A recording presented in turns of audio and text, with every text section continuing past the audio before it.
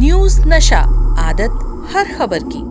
दोस्तों नमस्कार, मैं अभिलाष अवस्थी खबरों और खबरों के विश्लेषण के अपने दैनिक कार्यक्रम के साथ आपके सामने हूँ। 2 या 3 दिन से चल रहा एक नाटक का पदक्षेप हुआ। झारखंड प्रकरण। झारखंड में जो हुआ वो आजाद भारत में कई वर्षों तक याद किया जाएगा और याद किया जाएगा कि जो आदिवासी होते हैं वो वास्तव में इस देश के प्रथम नागरिक होते हैं। इसीलिए आदि का मतलब ही यही है कि प्रारंभिक, पहले, प्रथम। और एक आदिवासी ने हमें दिखा दिया, हेमंत सोरेन ने। वो कितने प्रलोभन आए हेमंत सोरेन के, अरे तुम मुख्यमंत्री बने रहोगे भाई, बने रहो बने रहो। हम आ जाते हैं ना साझेदारी में, कांग्रेस को अलग कर दो, वामपंथियों को अलग कर दो। लेकिन वो शिबू सोरेन की औलाद जल, जंगल, जमीन के लिए संघर्ष करता, जिनका पूरा भारत है, पूरे भारत का जल उनका, पूरे भारत की के जंगल उनके, जमीन उनका, तो कौन से मुख्यमंत्री पद के लिए व्याकुल होंगे। उन्होंने जो किया, क्या मतलब, एक घर में खड़खड़ा रही है ईडी दरवाजा और अंदर हेमंत सोरेन एक वीडियो रिकॉर्ड कर रहे हैं, बता रहे हैं कि ये ईडी है और मुझे थोड़ी देर में गिरफ्तार कर लिया जाएगा, मैं वीडियो खत्म करता हूं। वाह शाबाश शेर, तुम मुख्यमंत्री बने रह सकते थे अगर जरा सा सर झुकाते, मगर सर नहीं झुकाना तुमने तय किया, तुम्हारे पिता ने भी नहीं किया था। आज बहुत सारी बातें तो नहीं कहूंगा। आज एक्चुअली चंपई सोरेन की शपथ ग्रहण हो गई, मुख्यमंत्री वो बन गए। वो नाम हेमंत सोरेन ने ही सलाह दी थी। मेरा प्रश्न दूसरा है कि जो राज्यपाल का जो गणित था, वो भी नहीं कहूंगा राज्यपाल, ये मोदी जी के जितने राज्यपाल हैं वो भारतीय जनता पार्टी के वार्ड अध्यक्ष के रूप में काम करते हैं। राज्यपाल पद का सम्मान है, लेकिन मतलब वो जो मोदी जी कहेंगे वही करेंगे तो करिए। लेकिन मुझे सबसे बड़ी चीज है कि जो 24 घंटे तक, एक दिन से अधिक झारखंड अनाथ था। झारखंड 1 घंटे के लिए अनाथ था, 1 दिन के लिए। उसका कोई मुख्यमंत्री नहीं, किसके निर्देश में चला है झारखंड? क्योंकि हेमंत सोरेन ने तो अपनी एफआईआर दर्ज की और उनकी गिरफ्तारी हुई। उन्होंने जाकर जो है मतलब हिरासत में, ईडी की हिरासत में जाके इस्तीफा दी। बातें मैं कल कह चुका हूँ, मैं दोहराना नहीं चाहता। मैं केवल ये कहना चाहता हूँ एक दो बातें कि वही प्रश्न है कि 24 घंटे कौन मुख्यमंत्री था अनाथ झारखंड। दूसरा, अब जो फ्लोर टेस्ट होगा, हालांकि फ्लोर टेस्ट तो अभी नीतीश कुमार का भी बाकी, लेकिन कारण क्या था? नरेंद्र मोदी को जानने वाले सबको पता है, सबको ये मालूम है कि नरेंद्र मोदी जो गेम शुरू करते हैं वो किसी भी कीमत पर मानते नहीं और आखिरी अंजाम तक पहुंचा के छोड़, चाहे वो सरकारें हों चाहे अन्य कुछ हो। अभी रेसलर में लड़कियों के साथ क्या किया? उनको घर बुला के खाना वाना खिलाया, चाय वाय पिलाई, लेकिन जब उनके सांसद के ऊपर उन्होंने आरोप लगाया तो वो अंत तक लड़ाई लड़े और उन्होंने उनको बेचारियों को घर बैठा दिया। एक ने कुश्ती छोड़ दी, एक ने पद्मश्री छोड़ दिया, एक ने अर्जुन अवार्ड छोड़, जाने क्या क्या है। मतलब ये बड़ा दुखी, लेकिन लेकिन नरेंद्र मोदी को जीतने की जो एक हवस है, ख्वाहिश है, हालांकि ये पॉजिटिव एटीट्यूड वाले लोग बोलते हैं, लेकिन जीतना का मतलब बहुत सारे तरीके से लोग जीतते हैं। इस बार क्यों नरेंद्र मोदी ने हार मानी? बहुत सारे लोग समझे थे कि अभी आप कुछ ना कुछ करेंगे, जेएमएम को तोड़ेंगे, कांग्रेस के विधायकों को तोड़ेंगे, बहुत सारे लोगों को तोड़ेंगे, और हेमंत सोरेन जब तक जेल में है तब तक सरकार ये तोड़ ताड़ के बना लेंगे, और चंपई सोरेन जो है अल्पमत में आ जाए।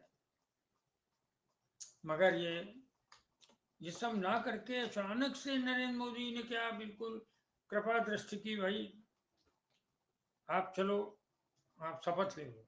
उन्होंने हरी झंडी दी और राष्ट्रपति राज्यपाल ने दिलाई।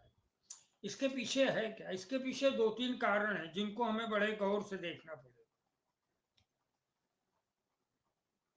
इसमें सबसे बड़ा कारण तो है ईडी के ऊपर जो एफआईआर हुई। मैंने कल बहुत डिटेल में बोला कि ईडी के ऊपर जो एफआईआर हुई है वो SC/ST एक्ट में हुई है। इसमें ये एफआईआर खत्म नहीं हो सकती, क्योंकि चीफ मिनिस्टर रहते हैं, उन्होंने लिखाई। और कहाँ लिखाई? SC/ST थाने में। देखिए, ऐसी व्यवस्था है कि रांची में SC/ST थाना है, वहां पर जाकर उन्होंने एफआईआर हेमंत सोरेन, और उस समय तक वो थे मुख्यमंत्री।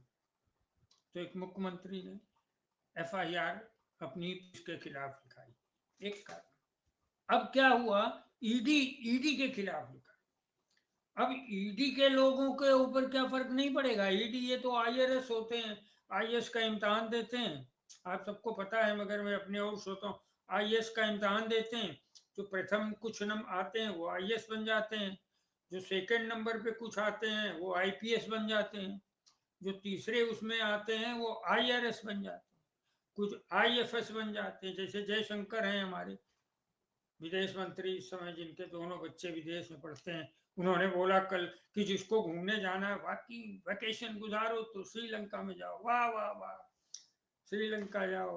80 करोड़ 80 करोड़ लोगों को फ्री में खाना खाने की मजबूरी है। जयशंकर जी, आपके आका ने किया है, और आप बोलते हैं भारतवासियों से कि आपको घूमने जाना है तो श्रीलंका जाओ। ये तो अचानक बात है। तो IRS IFS और दूसरे लोग, ये सबको पता है, लेकिन मैं अपने साधारण श्रोताओं के लिए बता रहा हूँ। अब IRS वो मेहनत करके आते हैं, बहुत सारे सब्जेक्ट्स पढ़ के आते हैं। मैंने देखा है, हमारे परिवार में भी कुछ इनकम टैक्स कमिश्नर और ये सब हैं, मैंने बड़े निकट से उन्हें देखा है, बड़े स्टूडियस होते हैं। अब वो पढ़ लिख के आते हैं, उनका परिवार बसता है, उसके बाद उनके खिलाफ एक ऐसी रिपोर्ट हो जाती है जिसको प्रधानमंत्री भी नहीं हटा सकते। बड़ी कठिन रिपोर्ट है, मैं कल भी बोला था। तो मुझे एक श्रोता ने मेरे इसी उसमें बोला है, कोई मुंद्रा साहब है, कि ऐसे अभिलाष अवस्थी को तो जेल में डाल देना चाहिए। डाल दो भाई जेल, मैं तो बोलूंगा जो बोलना है वो तो बोलूंगा। मैं उसी को बात को बड़े स्लोली कह रहा हूँ, आज की बात को, कि ये क्या हुआ कि नरेंद्र मोदी ने सरेंडर कर दिया। ये ऐसे आदमी नहीं है। तो उसका पहला कारण है ईडी वालों का प्रेशर आया होगा। मैं नहीं बता रहा हूं, आई एम नॉट श्योर।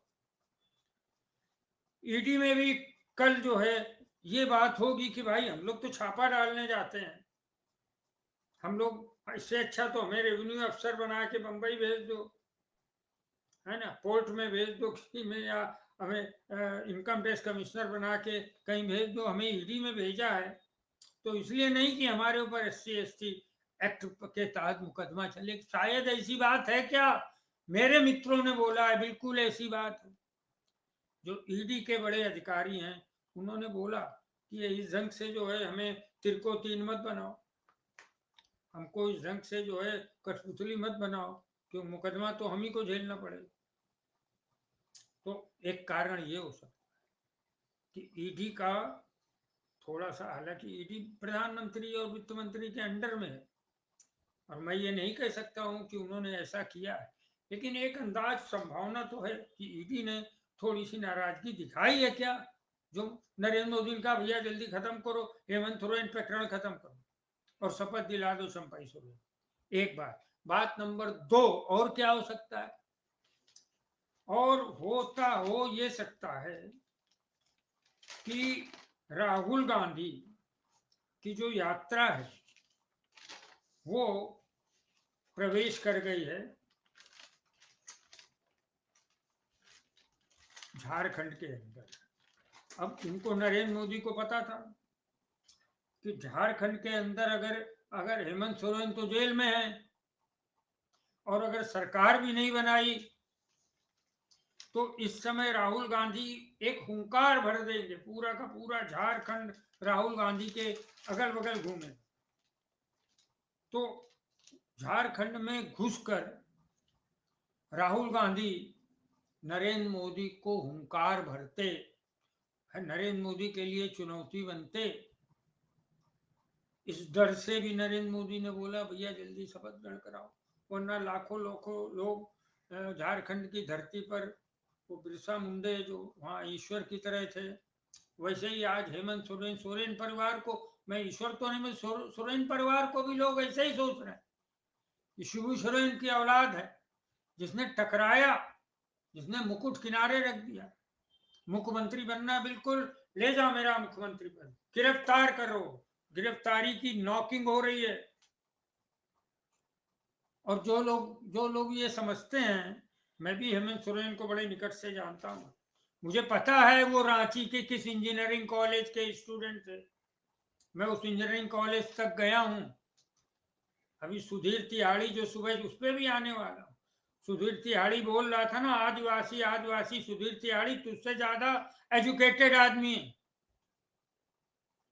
तो अमूल का मक्खन लेके अपने चैनल मालिकों के चरणों में लगाता है जाके। पहले जी टीवी के मालिक के अगल बगल घूमता था,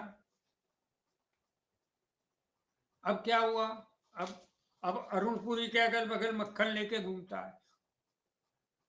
वो जी टीवी को डुबो गया ना, अब तो अभी मैं ये तो नहीं कहूंगा कि आज तक भी तू डुबोएगा, लेकिन जब आज तक को कुछ भी अगर प्रॉब्लम होगी तो उसका मुख्य कारण तू ही रहेगा, तूने ही उन पे मुकदमा चलाया, जी टीवी के मालिक,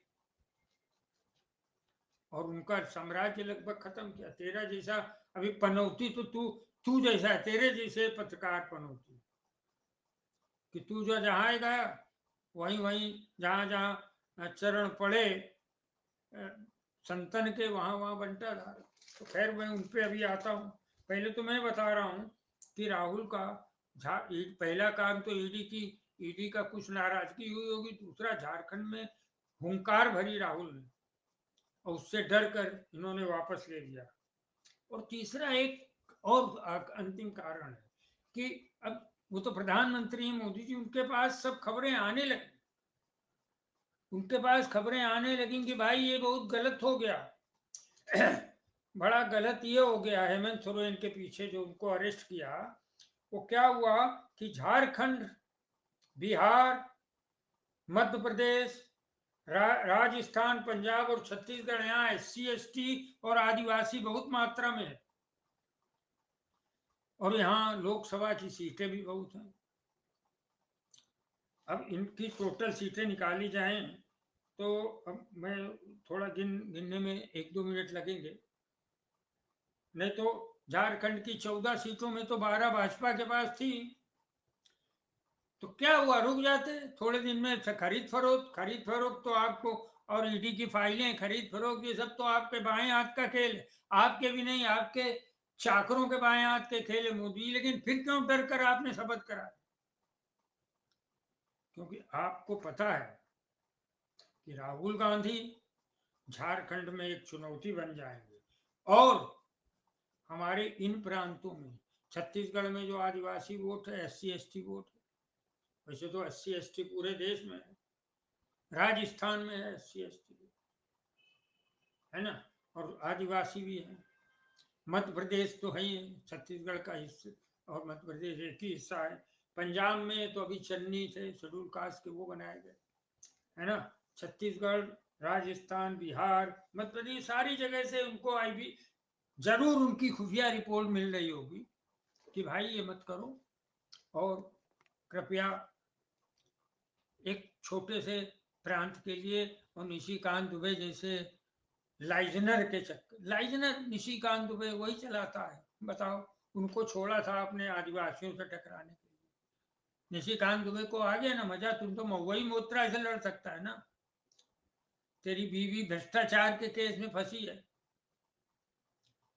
मैं तो तेरी तरह बात नहीं कर सकता ना, लेकिन तुझे ऐसे ही जवाब इस देश से मिलेंगे। ध्यान रखना 2024 में 3-4 महीने के बाद अगर तुम्हारा डिपॉजिट ना जब्त हो जाए तो पता चलेगा कि तुम कितने बड़े लाइजनर थे। वहां की जो खाने हैं ना, छत्तीसगढ़ की जो खाने हैं, उनकी लाइजनिंग करते हो तुम। अडानी के लिए करते हो, अंबानी के लिए करते हो, किसके लिए करते हो? ये सब जनता के पास अभी आने वाला है। तुम अपने साथ तुम्हारी, तुम तो 14 जो जो सीटें हैं लोकसभा की झारखंड में, उसमें 12 भाजपा ने जीती थी, अब 1 या 2 ही जीत पा रहे हो। अभी 2 ही दिन की रिपोर्ट आ गई कि 2 से ज्यादा भाजपा सीट नहीं जीत रही है, क्यों? SC ST आदिवासी और पूरा समुदाय सारा भाजपा को कोस रहा है। तो ये 3 या 4 कारण थे। एक मैं थोड़ी सी बात और बता देना चाहता हूं कि क्या हुआ राहुल गांधी के साथ। राहुल गांधी से पहले ही दिन से 14, मुझे याद है मकर संक्रांति से 14 जनवरी से राहुल गांधी की यात्रा के पीछे मोदी जी पड़े। सबसे पहले तो शायद जिस दिन यात्रा उन्होंने निकाली उस दिन आप जो है मुकेश अंबानी के चमचे को ले आए, कौन, मिलिंद देवड़ा, वो भी लाइजनर है कारपोरेट का, मैं उसका क्षेत्र का वोटर रहा हूं, उसको आप लाए और अपने चैनलों से बोला अरे राहुल गांधी के सबसे बड़ा दोस्त, और ये राहुल गांधी के ये सब दोस्त हैं। राहुल गांधी ने इनको मुंह लगा लिया था इनके बापों की वजह से, जितिन प्रसाद की वजह से, जितेंद्र प्रसाद की वजह से जितिन प्रसाद को, CPN सिंह की वजह से RPN सिंह को, मुरली देवड़ा की वजह से मिलिंद देवड़ा को। ये सब कौन से नेता थे? कांग्रेसी कभी गलतियों पे कोई रिसर्च करेगा, मेरे जैसा व्यक्ति, गलतियां नहीं भूलों से, तो उसमें ये चैप्टर आएगा कि ऐसे लोग जो घूमते फिरते रहे उनको बुला के, जो विदेशों में घूमते पड़ते रहे, क्यों? उसका छोड़ो, मिलिंद देवड़ा को जब इन्होंने इंट्रोड्यूस किया, छोड़ कर वो कांग्रेस छोड़ दिया 2 कांग्रेस ने ही तुम्हें धक्का देकर बाहर निकाला, तुम्हें 2 बार से टिकट नहीं दी, मैं इस पर अलग एक वीडियो बना चुका हूं। फिर क्या हुआ, वहां दाल नहीं गली, राहुल गांधी टकराते रहे, मणिपुर से निकले आगे, हिमंता विश्वकर्मा असम में, अरे रे रे रे, तहलका, मोदी जी के इशारे पर तहलका मचा दिया, मंदिर के बाहर बैठा दिया। जब उधर राम मंदिर की पूजा हो रही थी 22 जनवरी को, तो उस समय राहुल गांधी ने कहा हम वहां पर पूजा करेंगे, शंकर देव जो वहां के एक महात्मा है, मगर उनको नहीं जाने, FIR कर ली, टॉर्चर कर लिया, यूनिवर्सिटी के गेट बंद करवा दिए, कितना आपने किया। राहुल गांधी ही इसके मूल में है। राहुल गांधी का उभार नरेंद्र मोदी को बर्दाश्त नहीं हो रहा, अब वो आगे बढ़े और वहां से आपकी जो 25 सीटें हैं ईस्ट की, पूर्वोत्तर राज्यों की, उसमें सफाया हो गया भारतीय जनता पार्टी। अभी आएंगे सर्वे, वैसे तो आपके चमचे हैं मोदी जी के सब सर्वे करने वाले, लेकिन जो नेचुरल सर्वे आएंगे उसमें पता चलेगा कि असम की सीटें भाजपा की गायब हो गई हैं, उसी तरह के जिस तरह 14 में से 2 बची हैं आपकी झारखंड में। उसके बाद थोड़ा आप आगे चले, आप बिहार में आए। अब बिहार में आए तो बिहार में अब देखो वहां पर आपने क्या किया था। वहां राहुल गांधी को आपने दबाने की कोशिश की और राहुल गांधी हीरो बनकर उभर कर आगे आते चले। असम में जो राहुल गांधी के ऊपर टार्चर हुआ वो सबसे बड़ा एक राहुल गांधी का एक प्लस पॉइंट सिद्ध हुआ, पूरे विश्व में चर्चा हुई। उसके बाद आप बिहार आए तो आपने क्या किया? बिहार की तरफ राहुल बढ़ रहे थे, पश्चिम बंगाल होते हुए, वहां तो खैर उनकी सरकार है ममता जी, तो वहां आपने क्या किया कि लालू यादव पर ईडी डाल दी, फला पे ईडी डाल दी, तेजस्वी पे ईडी डाल दी, सब पे ईडी डाल दी, और सोचा इसमें से हम राहुल गांधी की यात्रा को कमतर कर दें। इनका प्रयास ये था मिलिंदे ओढ़ा जाए तो राहुल की यात्रा को कोई प्रमोशन ना मिले, नाम ना हो, लेकिन हुआ। सारे यूट्यूबर्स निकल आए, सोशल मीडिया में निकल आए। उसी तरह असम में भी हुआ। उसी तरह आपने जो है बिहार में करने की कोशिश की कि पूछताछ के लिए लालू को बुलाओ, फिर तेजस्वी को बुलाओ, और राहुल की यात्रा को इतना ज्यादा भाव नहीं मिलेगा मीडिया में। आपका मीडिया तो आपके अलावा किसी को भाव नहीं देता। फिर क्या हुआ कि वहां पर तेजस्वी हीरो बनकर उभर, बड़ा अजीब से हुआ। सारे पासे उल्टे पड़ते गए। पूर्वोत्तर राज्यों में राहुल गांधी हीरो बने, बिहार में आपने दबाने की कोशिश की तो तेजस्वी हीरो बन के उभरे। वो और लालू गए अगर ईडी में तो वहां भीड़, पूरा बिहार निकल आया तेजस्वी और लालू के समर्थन। राहुल की यात्रा में भी लोग शामिल है, राहुल ने भी हर जगह बकअप किया। उनकी यात्रा का भी ये फ्लेवर बन गया है भाई। आपकी ईडी जो है, जैसे वो टॉपिंग होती है पिज्जा के ऊपर, आपने ईडी की टॉपिंग कर दी है इस यात्रा के ऊपर। उसका आपको बड़ा नुकसान हो रहा है, आप खुद ही हीरो बनाते जा रहे हैं। हेमंत सोरेन इतने बड़े हीरो नहीं थे। 14 में से 12 सीटें आपकी थी। हेमंत सोरेन आपको ऐसा नहीं कि 12 सीटों में आपको हराने की बहुत कुवत रखते होंगे शायद, लेकिन आपने ये कुवत उनकी बना दी। उनको अरेस्ट करके, उनका मुख्यमंत्री पद लेके, उनको सब कुछ करने के बाद आपने, अब ये तय हो गया कि पूर्वोत्तर राज्यों में राहुल ने आपकी सीटें खा ली, यहाँ पर हेमंत सोरेन ने आपकी 14 में से 14 सीटें खा, और हीरो भी हेमंत सोरेन बन गए। आप कहीं से हीरो नहीं बने। आपके निशिकांत दुबे और ये सब बेचारे घर में बैठ के जाके इतना जन समर्थन निकल आया वहां के लोगों को। इसके बाद आप और आगे बढ़िए तो फिर आइए आप बिहार के बाद झारखंड। झारखंड में तो आपने देख ही लिया क्या हुआ। तो ये सारी चीजें हुई तो झारखंड में सोरेन हीरो हो गए, इधर तेजस्वी और हो गए। आज चंपई सोरेन की शपथ ग्रहण में राहुल गांधी का झारखंड में प्रवेश, आज उन्होंने बोला हम सब जाएंगे। लेकिन जहां जहां बवाल हो रहा था, आप देखिए, ये इनको पता नहीं है इनको राजनीति कौन सिखाता है। नरेंद्र मोदी को अरे नरेंद्र मोदी जी, आप क्या कर रहे हैं कि इंडिया अलायंस को मजबूत कर रहे हैं। नीतीश कुमार को आपने निकाल लिया, अब नीतीश कुमार हो गए लत्ता, ये यूपी की भाषा है। नीतीश कुमार किसी काम के नहीं बचे। आरजेडी में भी दो फाड़ हो रही है, लाइबिलिटी हो गए नीतीश कुमार। नीतीश कुमार आपके साथ जुड़े और आपकी हार शुरू। 40 सीटों में आप गए काम से। नीतीश कुमार ने जो महिलाओं के लिए बोला था वहां पर विधानसभा में, जिसमें आपने बोला था बेशक कैसे बेशर्म है, बोला था ना, उसी बेशर्म को अपने साथ ले लिया ना आपने। आपके सारे लोग बोलते थे नीतीश कुमार, वो अमित शाह बंद थे, फिर क्यों बुला लिया आपने? तो बिहार में नीतीश को हीरो बनाने के चक्कर में मोदी जी ने तेजस्वी को बना दिया। उसी तरह हेमंत सोरेन। अच्छा, ये जब जब जब भी हुआ, मैं एक बड़ी अजीब सी चीज मैंने देखी, ट्विटर मैंने सब इकट्ठे किए कि इंडिया अलायंस का एक अप्रत्यक्ष साया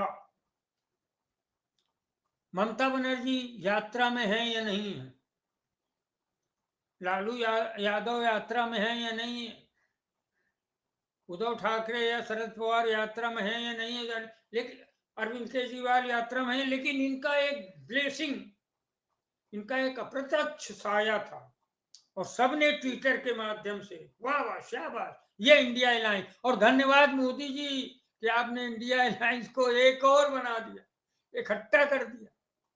जो आपके अब मुहावरा है कि आप छाती में मूंग दलना, हम ये तो नहीं कह सकते आप प्रधानमंत्री हैं, लेकिन ये मूंग दलने वाले बन गए हैं। राहुल गांधी, ममता बनर्जी, अखिलेश यादव, हेमंत सोरेन, अरविंद केजरीवाल ने तेजस्वी यादव को बकअप किया और हेमंत सोरेन को लगातार राहुल गांधी के संपर्क में रहे। अब सोचिए कि इंडिया अलायंस के फोन पर थे, अपना ट्वीट डाल देते थे, सब ट्वीट डाल देते थे। और जब भी ये हेमंत विश्वकर्मा शर्मा ने राहुल गांधी पर FIR, तब अखिलेश यादव, ममता बनर्जी, हेमंत सोरेन, तेजस्वी यादव, इन सब ने विरोध किया। ये क्या हो गया, ये अचानक आपने सबको एक क्यों कर दिया? राहुल गांधी के सपोर्ट तेलंगाना। अब देखो राहुल गांधी ने क्या किया, मैं आपको बड़े धीरे धीरे घटनाक्रम बता रहा हूं कि आज शपथ ग्रहण के साथ वो पूरा कि सरकार हेमंत सोरेन की संकट में है। जब तक चंपई सोरेन ने शपथ नहीं ली तब तक भी, और फ्लोर टेस्ट तक आई है, मोदी जी का कुछ भरोसा नहीं। वहां पर प्लेन किसने किए? रांची एयरपोर्ट पर 2 प्लेन खड़े किए कि यहां से हमारे विधायक जाएंगे हैदराबाद। हैदराबाद में किसकी सरकार है? कांग्रेस की, राहुल गांधी, रेवंत रेड्डी वहां पर चीफ मिनिस्टर। फ्लाइट किसने वहां 2 पहुंचाई? वो पहुंचाई इन्होंने DK शिव कुमार, कर्नाटक के दक्षिण के कर्णधार। उन्होंने हवाई जहाजों का इंतजाम किया। वो बाहर रह रहकर उन्होंने कहा हम गिरने नहीं देंगे कोई भी सरकार, और वो ऐसा उन्होंने कई बार किया। तो जाबाज सिपाही हैं भारतवर्ष के, उन पर भी है तेजस्वी यादव और DK Shivakumar, 2 deputy chief minister पर बवाल चल रहा है। तो ये सारा जो है राहुल गांधी साथ में खड़े रहे इन लोगों के। और ये राहुल गांधी, मतलब ये नहीं कि राहुल गांधी को मैं बड़ी विशेषता नहीं देना चाहता हूं, इंडिया अलायंस को देना चाहता हूं कि इंडिया अलायंस एकजुट हुआ। कभी हम कल्पना कर सकते थे अरविंद केजरीवाल और राहुल गांधी एक ही बांसुरी से सुर बजाएंगे? हमने देखा, अपनी आंखों से देखा। छोटा एयरपोर्ट है रांची का, मैं कई बार गया हूं, सुबोध कांत जी के साथ भी गया हूं। वहां पर 2 प्लेन खड़े हैं 2 दिन से, अब शायद गए होंगे वहां के लिए। मैं आपको सिर्फ यही कहना चाहता हूं कि ये डर के मारे शपथ ग्रहण कराई। इसमें राहुल गांधी भी थे, इसमें ईडी भी थी, और इसमें एक चक्कर और आ रहा था जो मैं आपको बताना चाहता हूं कि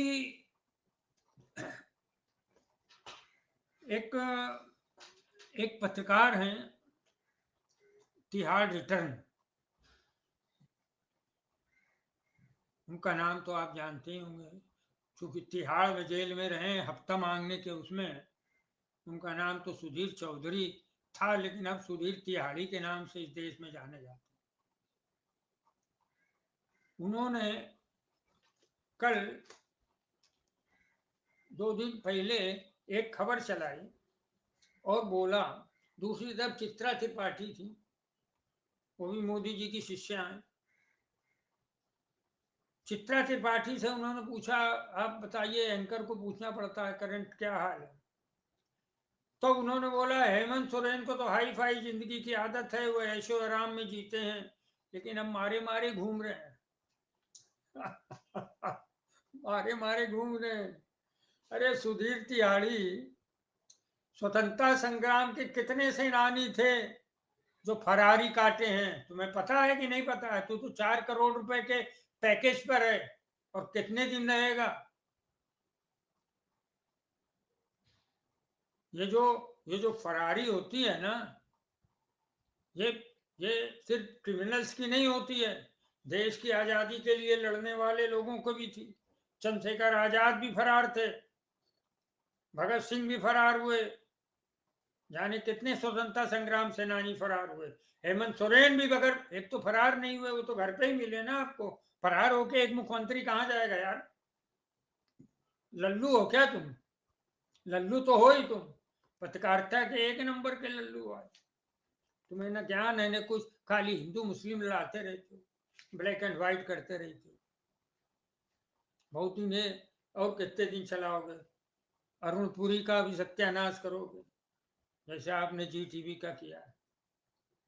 तो पूछा, और बोलते क्या हैं, आज से 40-50 साल पहले जब वे जंगल में रहते थे, उन्हें अपने वही दिन याद आ रहे होंगे। वाह वाह वाह! तिहाड़ में तुम्हें कौन से दिन आ रहे, याद आ रहे थे भाई?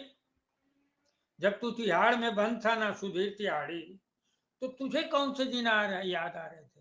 कि जब 1-2 साल का था और मम्मी छठी चड्डी पहनाती थी तुझे, क्या तुझे भी वो अपने नंगेपन के दिन याद आ रहे? मैं ये भाषा का उपयोग बड़ी शालीनता से कर रहा हूँ। जब तुझे 40-45 साल पूरे इतिहास में वो जंगल में रहता था। अरे मैं बोल चुका हूँ उसी कार्यक्रम में, मैं रांची के उस इंजीनियरिंग कॉलेज में गया हूँ। हेमंत सोरेन जहां पर पढ़ते थे, इंजीनियरिंग पढ़ते, उन्होंने इंजीनियरिंग किया। तुमको वो जंगली दिखते? बेशरम की जात है तुम्हारी। तो भी मेरे ऊपर एक FIR कर देना। मुझे धमकियां यूं भी आजकल बहुत मिलती हैं। तो अब वो जंगल में रहते थे, अब वो जंगल वाले दिन याद आ रहे होंगे जैसे इनको याद आते थे। अब वो FIR में फिर वहां से 11 लोग निकले। उन 11 लोगों ने, जब इन्होंने जंगली बोला और बोला उस जंगल में तुम रहते थे, तुम्हें वो दिन याद आ रहे हो, तो 11 युवक निकले वहां से, जिसमें 6 संगठन है आदिवासी। मेरी उनमें से 2 से बात हुई टेलीफोन पर। उन्होंने FIR में लिखाया कि हम मूल निवासी हैं भारत के। वाह, है भी, वो मूल निवासी हैं। आदि का मतलब ही होता, आदिवासी जंगली होता है क्या? 11 लोगों ने शिकायत की।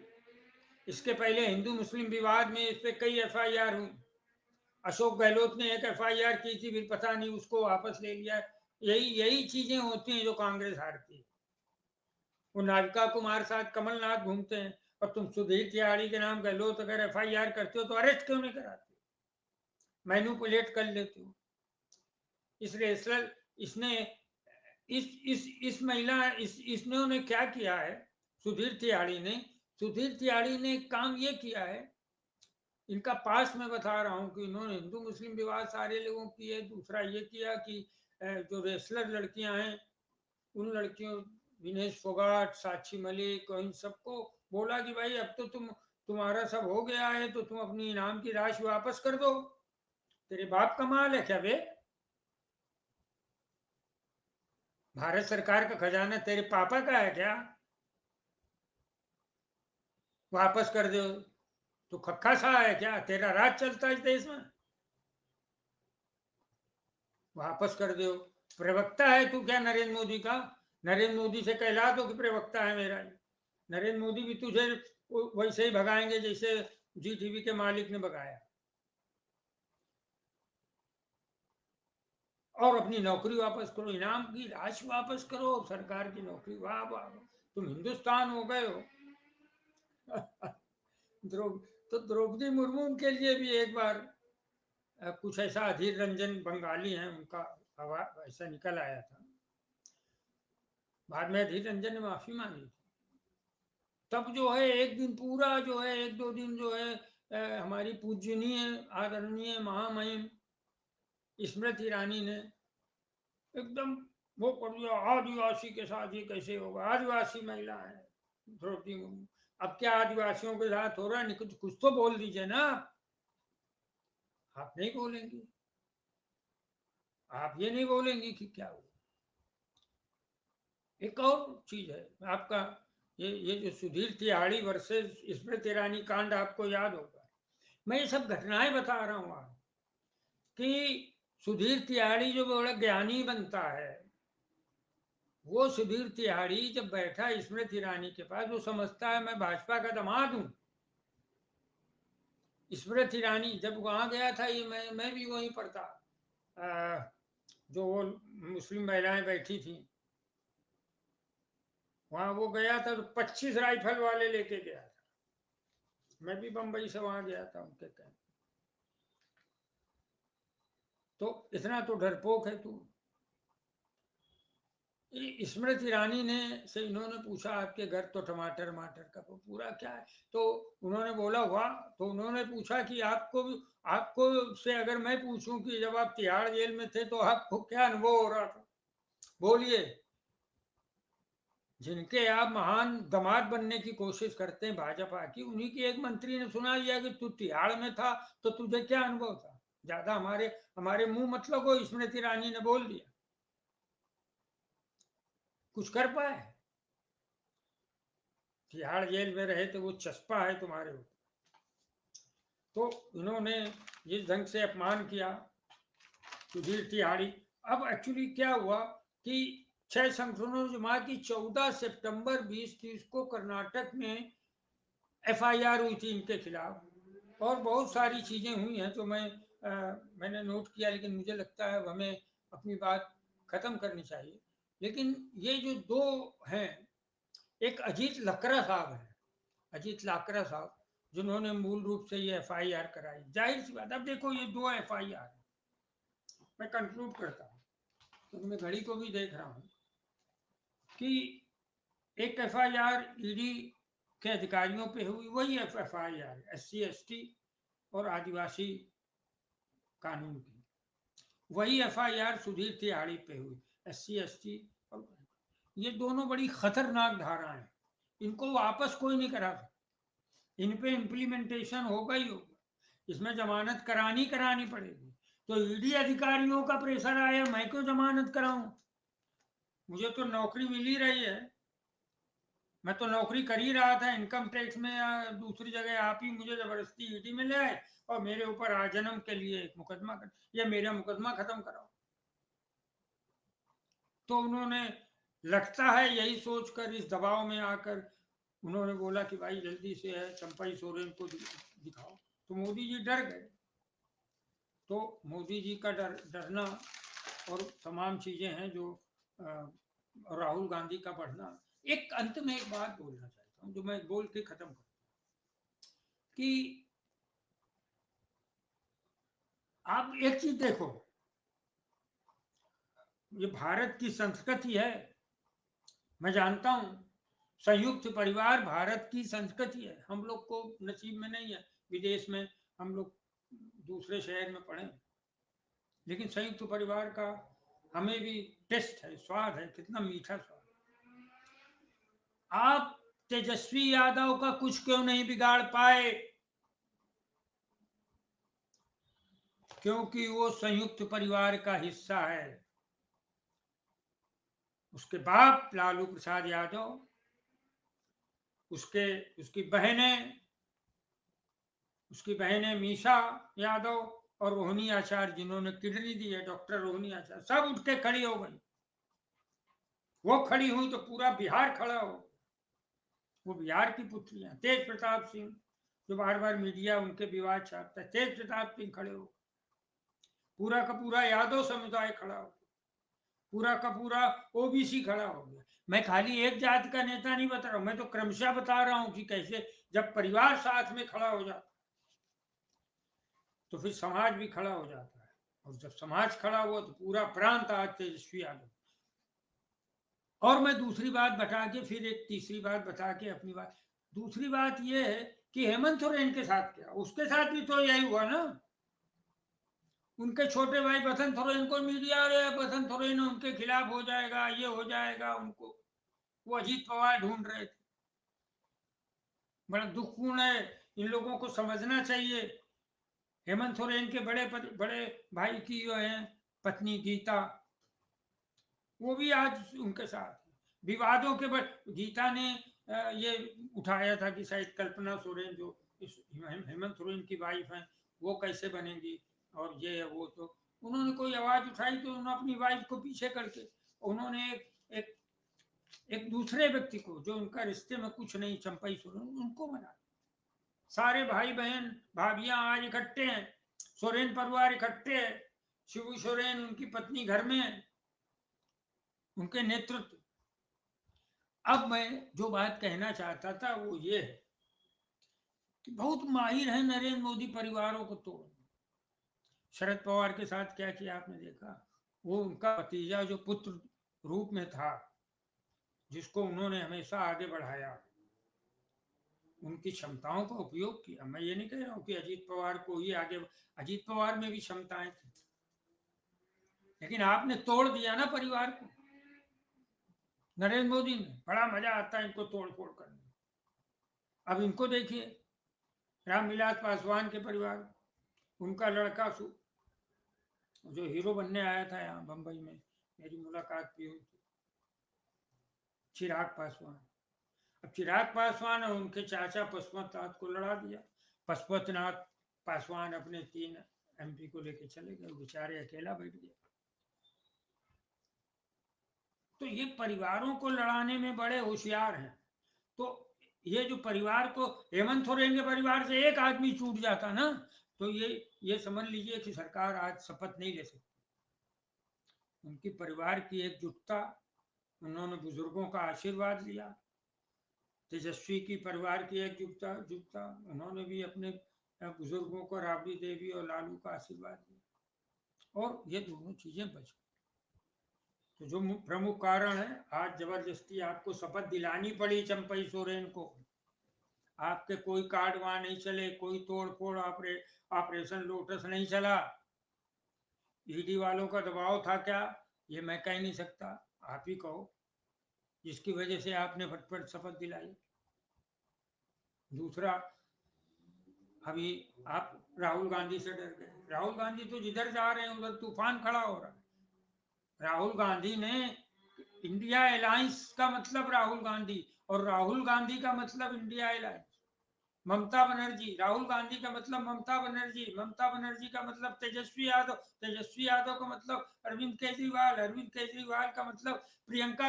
सब एक दूसरे का अर्थ है, एक दूसरे का भावार्थ है। ये तोड़ फोड़ मोदी जी आप शरद पवार के घर में दिखाइए, और पासवान जी के घर में दिखाइए, और कई घरों में आपकी नजर है।